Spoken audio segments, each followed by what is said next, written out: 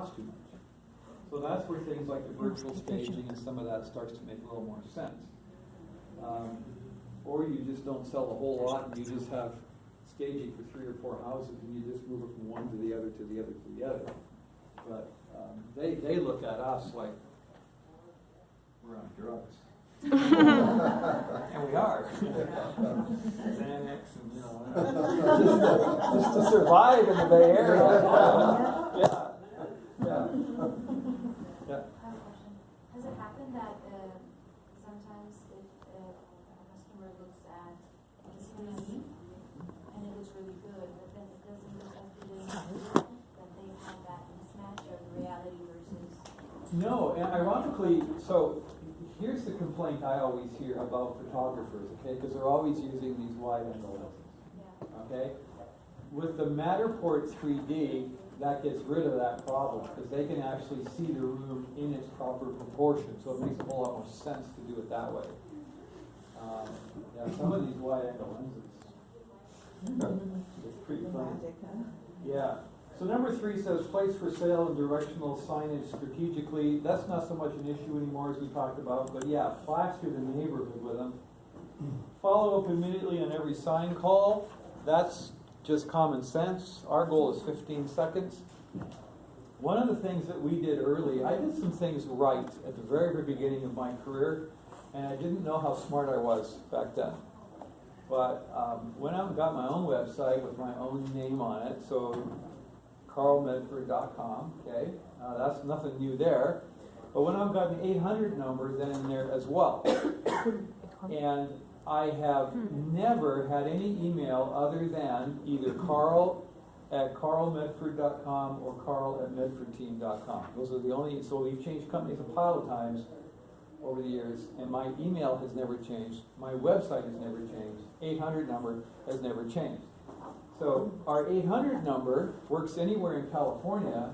So we've sold in San Diego, Sacramento, Roseville, wherever. Nobody knows where our office is. Doesn't matter because our sign just has the 800 number and our website on it, which has never ever changed. So really recommend you look at doing something like that if you're not already. Brand yourself, okay? Because at the end of the day, KW is great, but who are you representing more than KW? Yourself. You're building your own business, okay? Your own brand. So, where do you go to get your own brand? What site do you go to? well, Website. for us, it's medfordteam.com. Yeah. We hired so to come up with our logo, we hired a company. You just go online, there's all kinds of companies that do logos. And we wanted something that was going to be a little timeless, which is what we came up with. We just did one of those international competitions. I think our logo was designed by somebody in the Philippines. So we had a bunch to choose from, and we went with that one. Worked out really, really well. Yeah, it looks really nice, actually. Yeah. Really nice. Yeah, it just looks like that. It's Simple. It's simple, yeah, yeah. So we really, really wanted something that was going to last for a long time. So post a just listed neighbor notices in the neighborhood. The next number 6, post on Keller Williams listing service. That's kaput, but do post on the MLS, obviously. By the way, if you're taking longer than 3 days to get the property on the market, you have to post an MLS waiver. You guys know that? Okay. Yeah. So what we do for our MLS waivers, when I send a listing agreement out to get signed, I send the listing agreement, an MLS waiver, and all of the disclosures except for the TDS, SPQ, and the earthquake. I send everything else. So they get about 75 pages to sign via DocuSign, and then we're done. Are you guys familiar with Glide? No. Aha. I haven't. Okay. www.glide.com.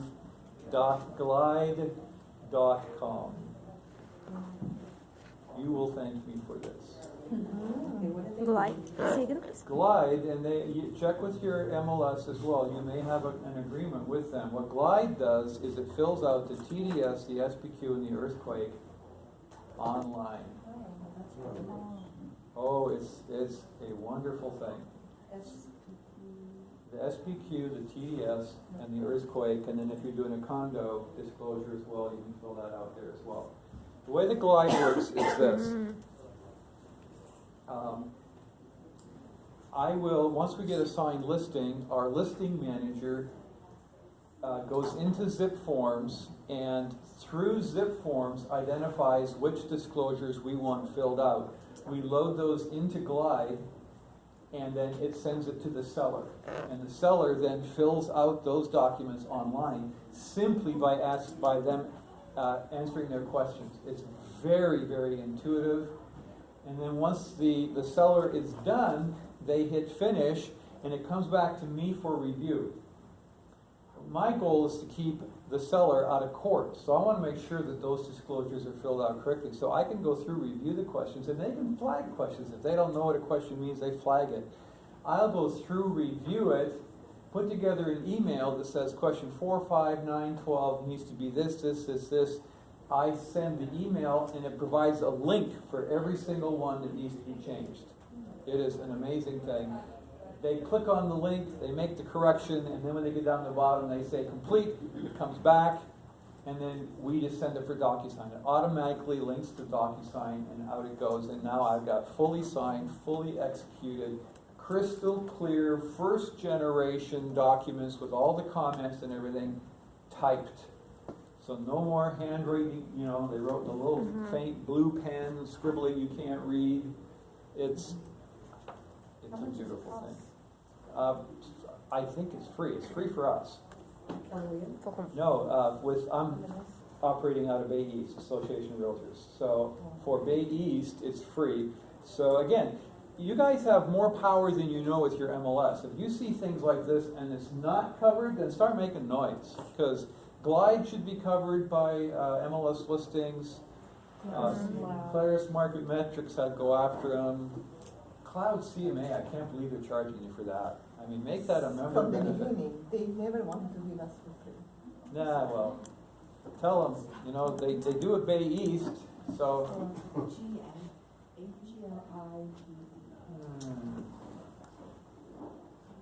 I wonder.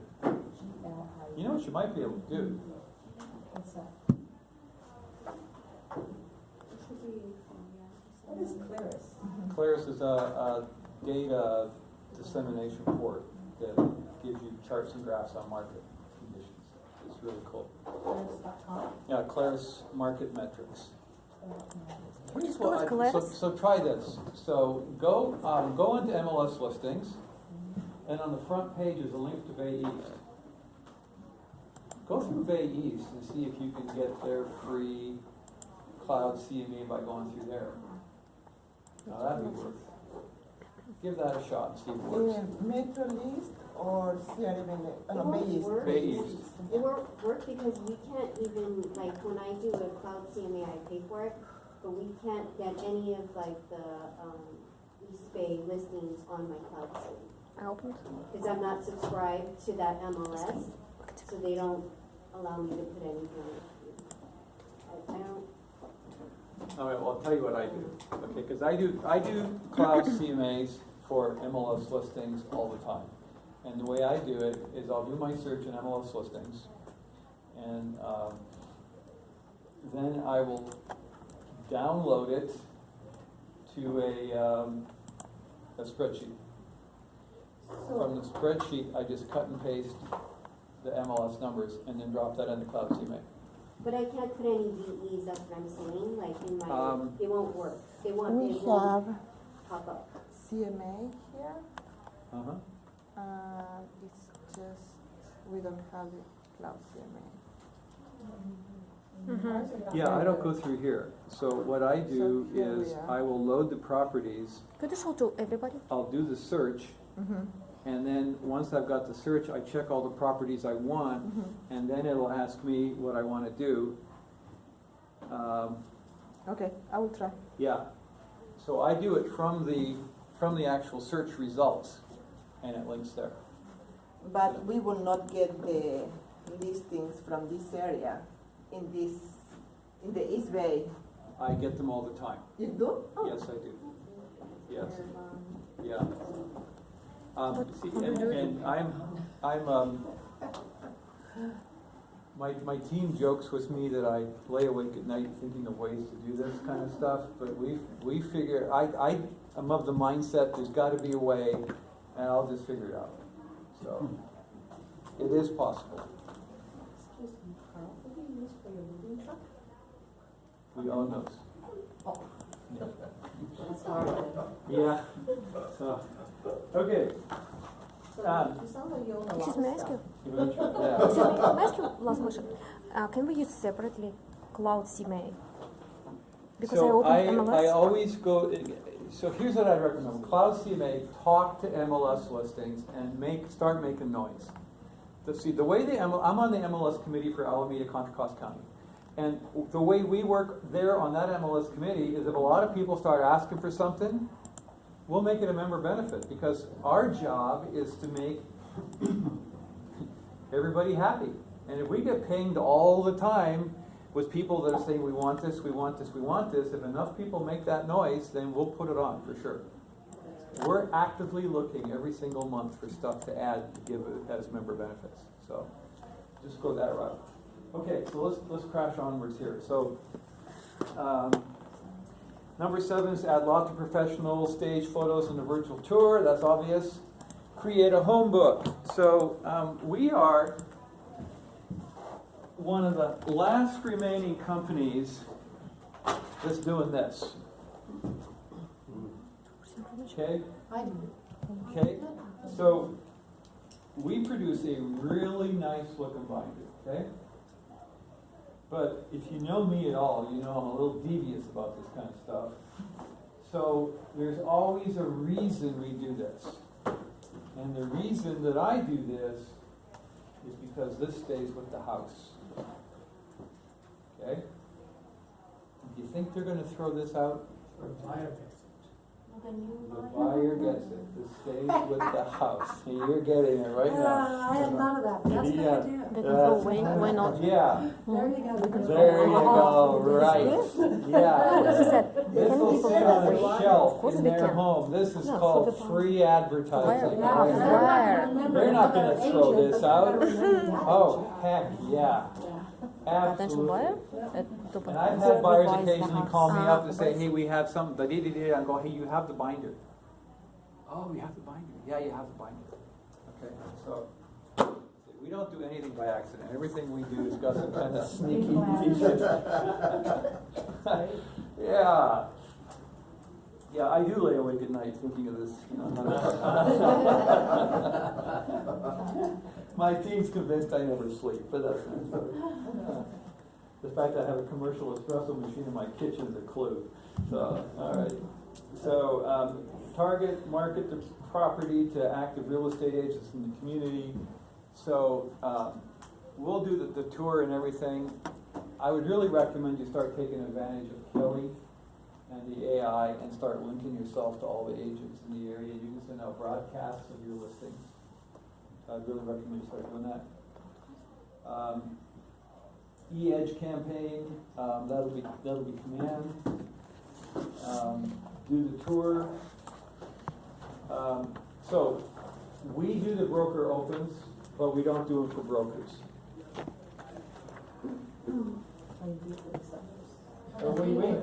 Yeah, so in MLS listings, you know where you go in there and you post a broker's open, right?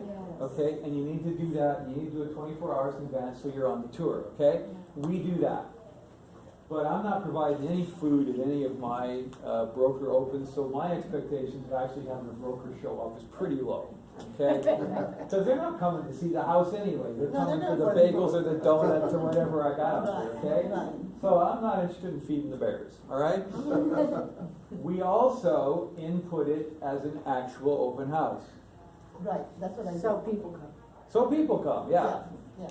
Yeah, and we get way more people coming through than agents in our broker opens. because it's out there on Zillow and Redfin and everything else as another open house, okay? They don't know it's broken open. They go, hey, it's open, that's cool, off we go. And the twilight open house. Yeah, we'll do that occasionally as well, yeah. By the way, our photographer, this is new and kind of exciting, does twilight photos off of the regular photos. Oh, So he darkens them and brightens up any lighting fixtures. yes. In fact, let me show you.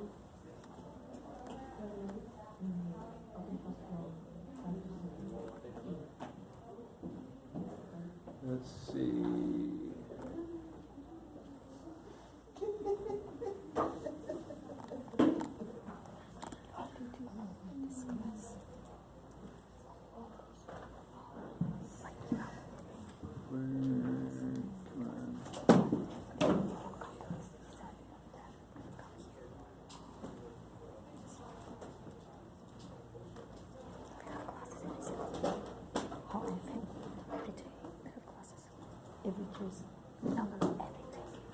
Okay, there it is in the day. Nice. It's the same photo, or he goes in the evening? Look at it. It's the same photo. Yep. He just did the special effects. Photoshop technology. He photoshopped the Photoshop sky a little bit. Yes, yes, and you know that this is a whole lot less expensive than them actually coming out for a second trip. Okay, this is brand new. And his name? What's his name? This is Taylor Photography. This is our primary photo guy. Yeah. What's that strategy? What's that technique called? Daylight? I don't know what it is. I just, make it work. Photoshop? We've used Photoshop before. We did a listing in Castro Valley, right up in the top of the hill, and we did twilight shots again, and it was just spectacular. So it's this house on top of the hill with all the lights of Castro Valley, panorama. It's just a stunning, stunning shot. And the guy, this is a different photographer at that point, calls me up. He goes, "Hey, Carl," it's kind of like, Luigi. Hey. He says, "Do you want a moon?" Why not? Throw in a moon. Let's see what that looks like. So the funny thing with the picture is, if you're looking at the house, you're looking due east. What's the other? It's long gone. This was a couple years ago. But the funny thing about the picture, if you don't know, but you're standing at the top of the hill, looking at the hills. On the other side of the hills is Livermore, or Pleasanton, I should say. And if the moon comes up there, kiss your butt goodbye, because something is seriously wrong. So, what you can do nowadays is absolutely amazing. You cannot use Photoshop to make lawns green, to add things in, to hide things, fix things. Yeah, you can't do that. Create an open house program, target market to investors and active buyers. We do that, and then provide weekly updates on marketing, showing buyers. That's what our open house report is. We also try to call up all of our buyers every Monday morning and just say, here's what's going on, here's what's happened over the weekend. Because we're using Disclosures.io for our disclosure package, I know from the backside how many agents have downloaded disclosures for any given property. And so if we've been out there 2 weeks or so and I don't have a single download other than the agents who are doing the open houses, that's a clue. So we have to go back and say, we've got nothing on the backside. There's no activity there at all, so that means we're too high. So by having all of these things in place, it increases your likelihood of getting a price reduction because they can't argue with the data. They just can't. So I want you to understand that when you are writing a comment in the MLS and when you are taking pictures, And when you're putting out your open house signs, and when you're staging, you are building your brand, okay? For the good or for the bad. Everything you do, every email you write, everything, you're building your brand. So if I ask you the question, if I say to you, the ultimate driving machine, what comes to mind? BMW. BMW. How about Zoom Zoom? Mazda, okay? Safety. Audi. Subaru. Now see, if you'd asked this question 5 years ago, what would you have said? Volvo. Volvo. And then Volvo went out and built a sports car. Go figure, okay? So does Subaru build sports cars? No, not that I know. Nah, there's the key. Yes, they do, but they're not advertising. Oh, Okay? That's the difference. Volvo went out and advertised their sports car. Okay, made a big deal out of it. Subaru does sports cars, but they don't advertise. So now with all the branding, Subaru has completely eclipsed Volvo for safety. Is Volvo safer? Not necessarily. We don't know. And you know, and millennials especially don't care. Subaru, okay?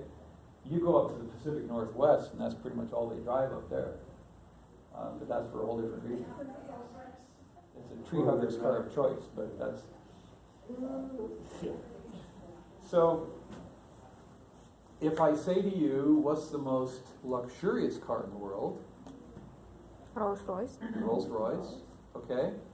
If I say to you, what is Chevrolet's tagline? Yeah. I don't know. Electric. Who I have knows? no idea. What's the, It doesn't matter. Modern, yeah. Okay, see, there's a company that's managed to build a good solid brand right there, okay? So it used to be like a rock, okay? That was pretty catchy, and they actually had a sign like a rock, you know? That was kind of cool. Now, it's find new roads. You know, I'm going to buy a car because I want to find new roads. No, I'm going to buy a car because I want to get safely to the supermarket and back. Okay, I want to get to the work and back. If I'm going to go on a trip, I'm not going to buy a car to go find new roads, whatever that means. Okay? And Mazda, really, when Mazda Zoom Zoom first came out, I thought that's really kind of silly. Okay? But it worked. It really worked. And they, you know, these puffy little cars you drive to have a lot of fun. Zoom Zoom. Okay? Well, they just went and changed theirs, and I can't even remember what it is. So they took something that was working and decided to change it. Here's the point. When you get a brand and it sticks, Juliana Lee was here earlier. She knew about me, and she never even met me. Okay? I knew about her, and I knew without ever meeting her about the hat. Yeah, that's the. Okay? I knew about the hat. And so when she walked in the door this morning at about 8:30, I went, what's Juliana Lee doing here at 8:30 in the morning? And I figured it out because of the hat. Okay? That's the brand. No lie. That's just it. And then I was like, what's she doing here? Okay? So talking to her after that, she knew me as well. Make sense? Because of the brand. So when our signs are out there, your signs are out there, you're building your brand, and you have to make sure, since you are building something, to make sure that everything you do is utmost quality, is utmost professionalism, so that when people think of you, they know they're going to walk in the front door of a house and it's going to look gorgeous. It's going to be fully staged. It's going to be great. Okay? The new tagline for Mazda is, what do you drive? What do you drive? It's like, whatever. Yeah. Mini. Yeah. Oh no, it's what drives you, isn't it? No, what do you drive? What do you drive? Okay. Yeah, see? Whatever. Okay, so the marketing message and method, you are creating a brand. Make absolute sure it speaks for you. Managing a marketing budget, we already talked about. Staging, do you have any questions on staging? What was the company? Blended with the people, Okay, that stuff. great question. So, there's 5 levels of staging, okay? The first is just basically reorganization, just getting in there, pulling pictures off the walls, kind of shifting cushions from one end of the couch to the other, just kind of getting rid of the trash, making the place look clean. The next is partials, okay? Where you're going to come in, you're going to get rid of things that the stager doesn't like, and you're going to bring in things that match. The third level is what we call faux furniture. Okay? Faux furniture is furniture that's either comes in boxes. What time do we have? I've got time to show you. Okay, so let's do this.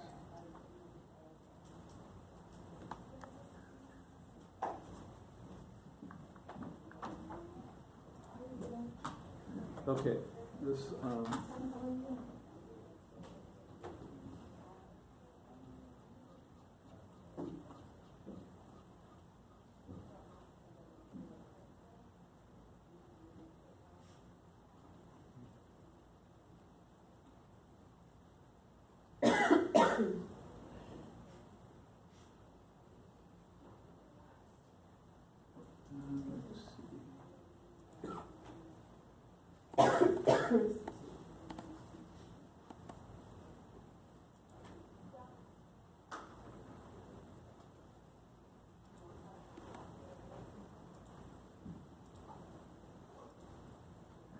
Okay, so let's talk about partial staging for a second. Stagers hate partial stagings with a passion. Because what they've got to do is they've got to go through and they figure out in a home what works, what doesn't. And they have to come up with a plan to get rid of what doesn't. Okay? And depending on the home, that could be a lot. And then they've got to go back to their shop, and in our case, it's a 3,500 square foot warehouse with thousands of pictures, thousands of plans. And they've got to go through all of that inventory and find stuff that matches. It's a huge job. Hours and hours to go through, get everything. And then to make matters worse, then they have to come in and most of the time will have to take the existing stuff left in the house and move it someplace else in the house and reorganize everything. And then bring in everything. And it takes just as long as a normal staging, if not longer. Because a normal staging is give us an empty house and we'll take a truck that's already preloaded with either a 3-bedroom or a 4-bedroom house and family room, whatever, and we'll just back the truck up and boom, in it goes. Okay? That's the easiest. And it just came out of a house across town. So partial stagings, the expectation is always on behalf of the seller and the realtor, whoever the staging's happening for, that it's going to be about half price. So, and they just don't understand when we say no, it's the same price. They go, well, why would it be the same price? Because it's actually more work and it's harder to do. So we actually prefer full staging as much as possible. So virtual staging solutions.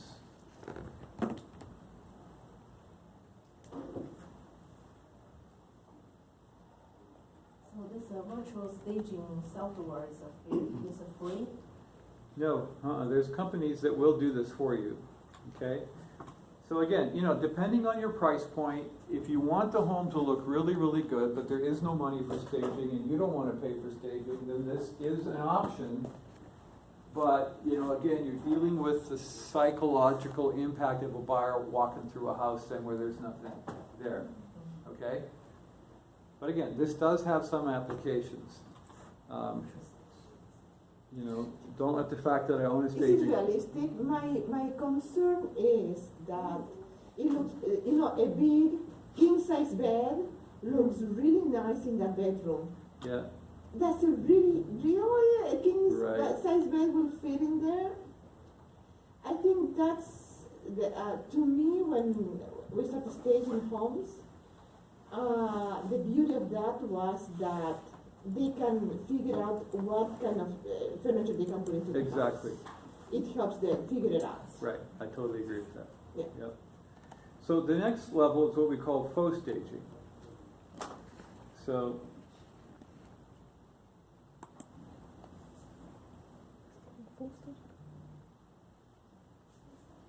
okay, here we go.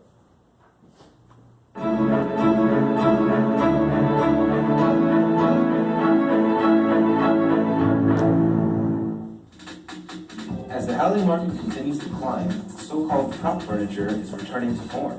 Looking for an inexpensive way to stage new listings, real estate agents are beginning to consider faux furnishings, like look but don't sit sofas, cardboard bed frames, and fake electronics.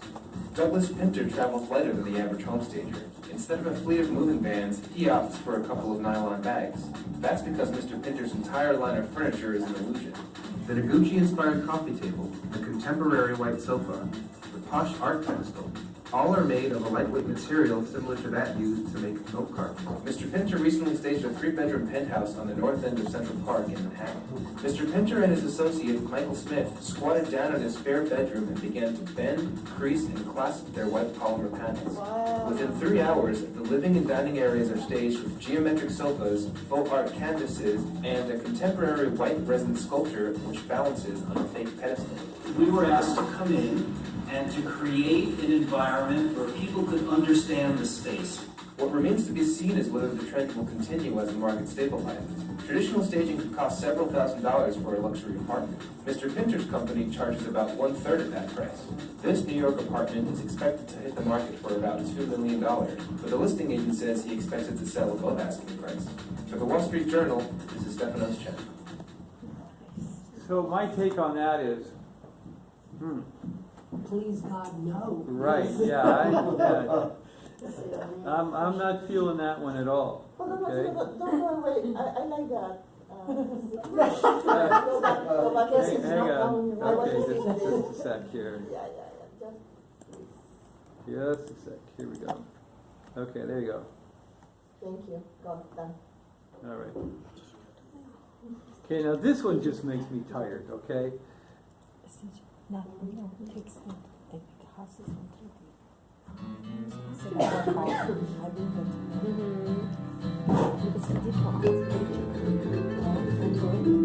One house in front of all of dogs. The one that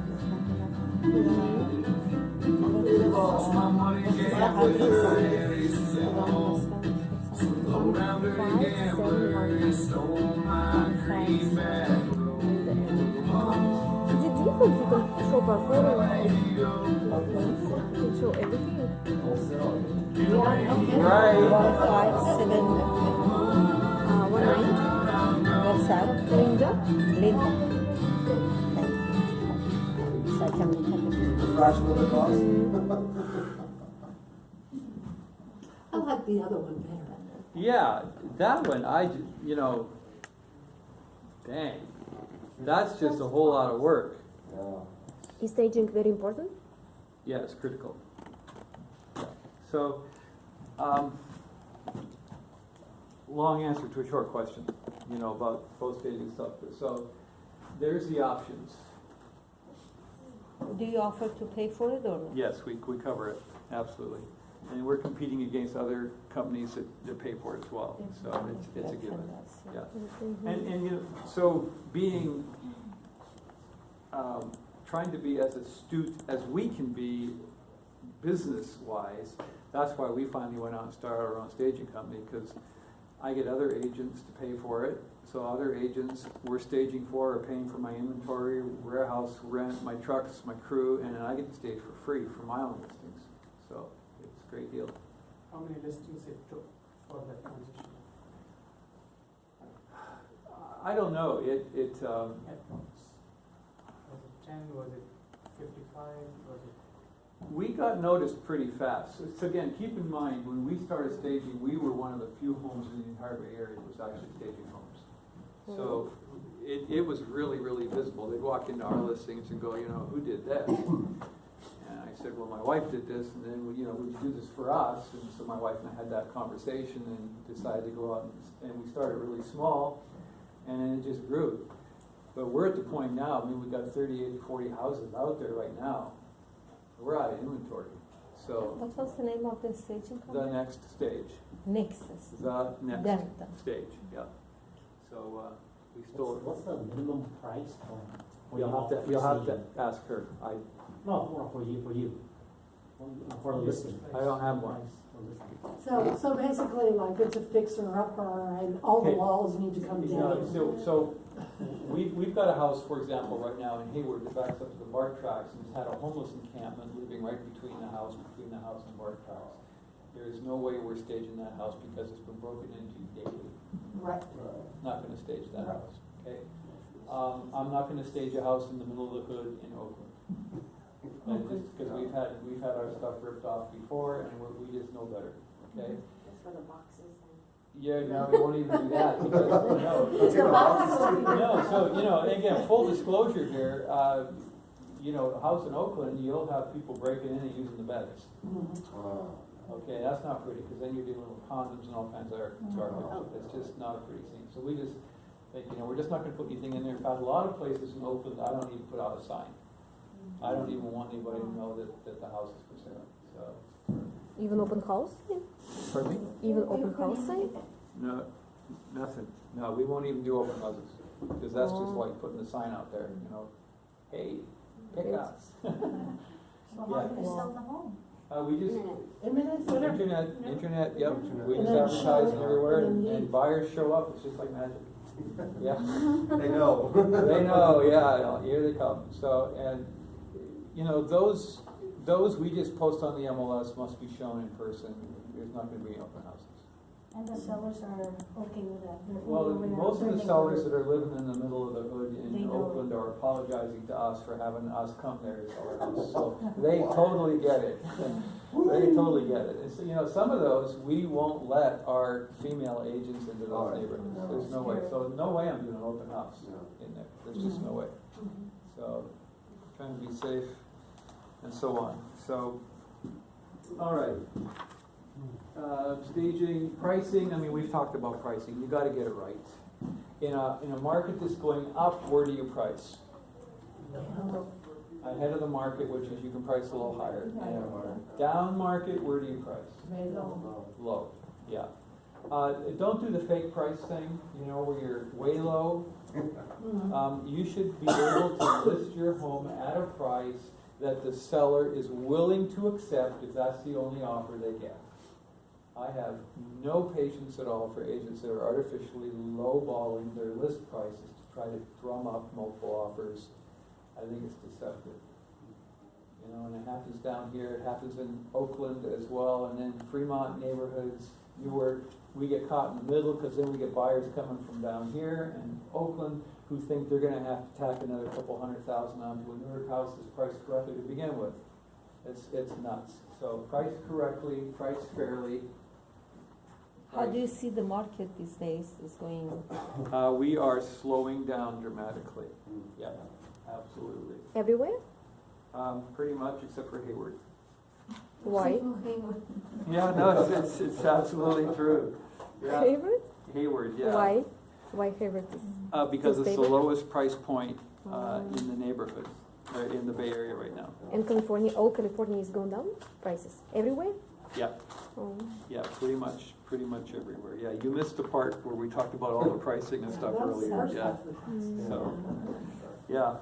So, okay, let's move on to offers negotiations. So, we've got 15 minutes left and we're going to finish this up. So, I'm going to walk you through what we do for presenting offers. So, if we've got, so first thing that we do is when an offer comes in, again, remember the full transparency thing, we just forward the entire email to the seller so they see everything. Offer, because some agents withhold the love letters that come in with the offers. We're thinking, why would you do that? They took the time and effort to write it, that's part of the offer package, send the whole thing. So we do. Forward the whole thing. We forward the entire email. So offer comes in an email, we turn around and that entire email with the agent's dialogue, everything, boom, because we want to make sure 100% transparent. So if 2 offers come in, then our listing manager puts together a spreadsheet that'll show both offers side by side, okay? There's a really nice card form to show them. Yeah, there's a car form. We use our own form because we've got an appraisal calculator built into ours. So what the appraisal calculator does is it shows the price of the property, it shows how much they have down, because with all of my listings, you have to give me verification of funds along with your pre-qual, or your pre-approval, I should say. So I want to know exactly how much money you have on hand.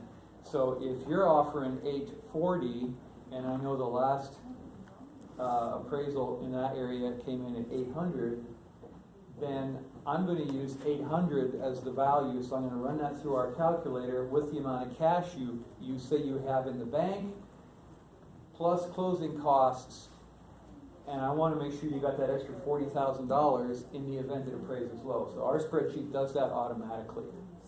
Yeah, it's really cool. So we'll do, I think ours does up to 15 side by side. Haven't seen those days for quite a while. But, and then we do a webinar with our clients. So, you know, a lot of these times we're doing these at 6 or 8 o'clock at night. And the last thing my sellers want to do is get in their car and come down to my office with their kids and all that nonsense. So we call them up. We use Join.me. It's free. And they absolutely love it. I mean, we're in the middle of Silicon Valley. They're on webinars all day long every day. They love the fact that we get it. We're good with their time. And in about 15 minutes, if I've done my homework, I will have prepared my recommendations ahead of time. I just walk them through so they're looking right at the screen. They can see the highlights. They can see the spreadsheets. They've already read the offers because we've already emailed them to them. We've got some really smart people in this area, you know, so take advantage of that. And we can decide in a few minutes if we're going to accept one offer, we will. If we're going to do a multiple counter, I've already worked out what I'm recommending. I'll fire it into zip forms, DocuSign it over, and out they go. It's really quite straightforward. So Command has that, on KW Command, they have the offers, which has a built-in spreadsheet that I was talking about. So you don't have to create your own spreadsheet. KW Command has one that they're, I'm sure, refining Right. as it moves along. Now, there is so much stuff in Command, it's just mind-boggling. Yeah. So, I don't drive across town and present offers. We don't do that. I remember how excited we were when we could finally start faxing offers over. That was, and that was kind of the beginning of the end for the whole drive to an office and do the presentation thing. Where's the last one you had like that? The last presentation? If somebody said, hey, I want to make you an offer. I just tell them no. Yeah, the reason I tell them no is because you can drive to my house and present it to me, but I'm going to present it to the seller. The seller's not coming out, so it's been 15 years, something like that. So, I mean, if they absolutely insist it's my God-given right, then I'll set something up. But I haven't had that conversation for a long time. Here's the other thing that's kind of interesting. So I'm going to use Alameda County as an example. So 5,800 real estate agents in Alameda County. Of that 5,800 agents, 1/3 of those agents, so 1/3 do 6 or less transactions a year. So effectively not a lot, okay? 86%. So you get to, I pinged Bay East and said, listen, I need to know how many agents are in our MLS right now that got their license after February 2011. February 2011 is where the market turned around and started going up. So how many agents have only experienced an up market? It was another 1/3. So you got 1/3 of agents who are basically doing not a whole lot of anything. You've got another 1/3 who have gotten their license only worked in an up market. And then you've got a 1/3 of agents that have had some experience in all kinds of markets. So a 1/3 of the agents, minimum, have never even heard of the idea of making a presentation. No clue, because they're operating entirely different. It's all different. So think about this for a sec. When you're dealing with somebody in one of your listings, you have a 66% chance you're gonna be working with somebody that doesn't have a clue what they're doing. You know, Dave Clark, Yep. he likes the in-person presentation, he likes the agents that talk to him, that build rapport. He loves all the social part of the, with That's the 'cause he's agent a high eye. office. He's an otter. Yeah, that's exactly right, okay? He loves it. Yeah. Oh yeah, no, that's my worst nightmare right there. Not gonna happen, okay? Full disclosure, not gonna go there. Right. Okay. So I think it depends on the personality. of Yeah, the- it does, but you know, he's kind of let's just call him a unique individual, has a unique way of doing business, which works for him. But he's probably the only one I know like that. So. Yeah, I don't know anybody else who is interested. No, not at all. When offers come in, so we're kind of in an interesting place because, again, a lot of agents have never had to negotiate. A third of the agents, at least, are just used to this idea of throwing an offer in and seeing if something will stick. And so this fine art of actually getting on the phone and trying to work out a deal ahead of time, they don't know how to do that. And here's what I get all the time in our listings. They call me up and go, so what's the seller looking for? I go, well, they're looking for you to write an offer. You know? Well, you know, I mean, no, but what are they looking for? If you will.